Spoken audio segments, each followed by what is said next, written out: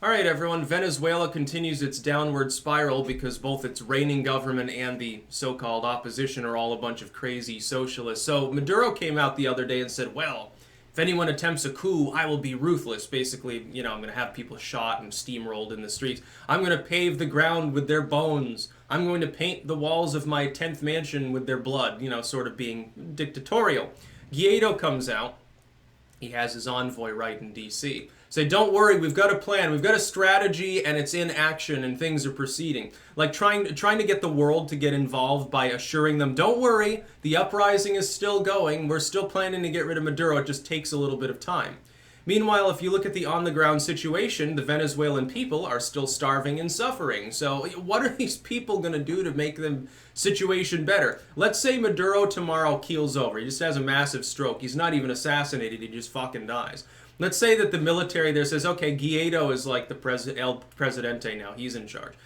What the fuck do you think he's going to do to actually solve the problems in Venezuela? How are you? I would love to see his economic plan. Guaido's economic plan is basically, we're going to keep doing what we're doing now, but I'm going to shoot less people, and I'm going to suck corporate cock from other countries. I'm going to let foreign countries put their companies here and extract our wealth instead, and we'll get some peanuts in return. It won't really help. I mean, there's nothing but a hard reset is going to help Venezuela at this point. Here's what Venezuela needs. It needs to kick out the socialists, get a bunch of capitalists in charge that will allow development to occur, stop nationalizing everything, actually adhere to a constitution. They need to fundamentally revamp their culture as well so people understand the supremacy of that constraint upon their governing system. And then they need to ban socialists from ever holding power again. They need to ban it outright and make sure every school child in the country knows what socialism actually does to an economy.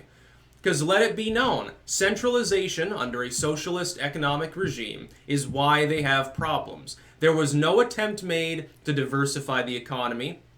There was no attempt made to increase the efficiency of energy extraction. Instead, all of the money was used for welfare. It was used to lower the price of goods and import like microwaves and shit for people to make their lives better. The problem is that that's very short-term thinking. That's saying, oh, well, life will be so much better until there's an economic downturn, which happened when the fuel prices collapsed, and then other sectors of their economy, I think, got hit as well. Now, they're not even exporting as much fuel.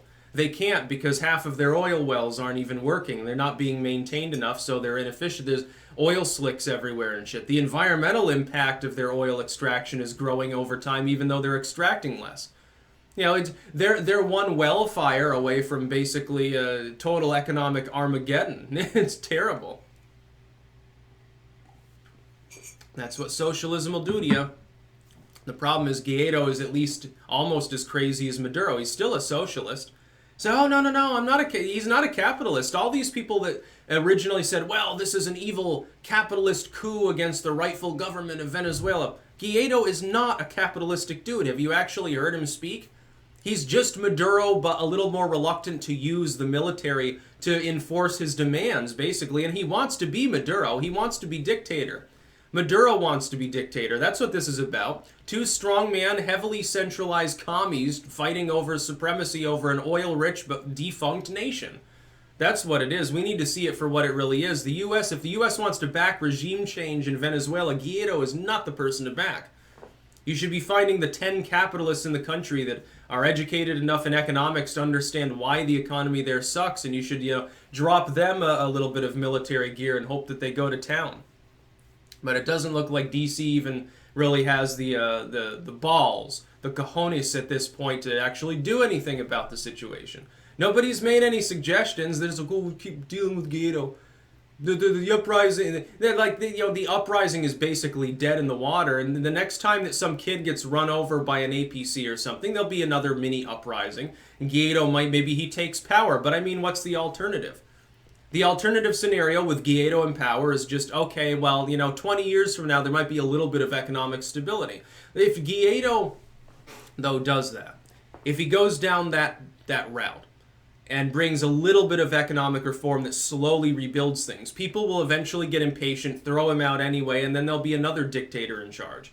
And they'll burn some tanks, and they'll attack an oil well, and they'll loot a store, and then things go back to square one, and Venezuela will live in squalor for the rest of existence. At this point, the Russians should get directly involved, throw out Maduro, install a Russian puppet regime that'll reformat their economy.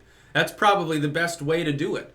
That or the U.S., I guess, doing it, but I mean, there's no will in this country to invade Venezuela, number one. Number two, if we did, all hell would break loose because people there think we're the great Satan, so a million people would probably die. And all those Venezuelan expats would probably rise up in the streets here. You know, you got how many tens of thousands of migrants are in this country from Venezuela having sought asylum successfully. By the way, they have to return, they have to go to Guatemala now, I think. Like they'll be deported. If Trump goes through with his mass deportation plans, a couple million people will be deported from the U.S. By the way, I support that completely. There's a safe third country now. There's no reason for them to have asylum here. They're from Point South. They are legally responsible to leave here and go to Guatemala. Case closed. Why don't we just directly subsidize it there? We can make an agreement where we're helping out. Under the auspices of the Monroe Doctrine, we are partially responsible for making sure things in this hemisphere are marginally stable. I would say we're responsible in part for Venezuela. I mean, that we can't get directly involved. We can say we back Guiado, but he's still socialist. What we should be doing is going for real regime change. We should tell the Venezuelan people, fuck Guiado. You should probably knock him off and throw him in the ocean too. Why don't you get like an economic regime that knows what it's doing? That's about all. Peace out.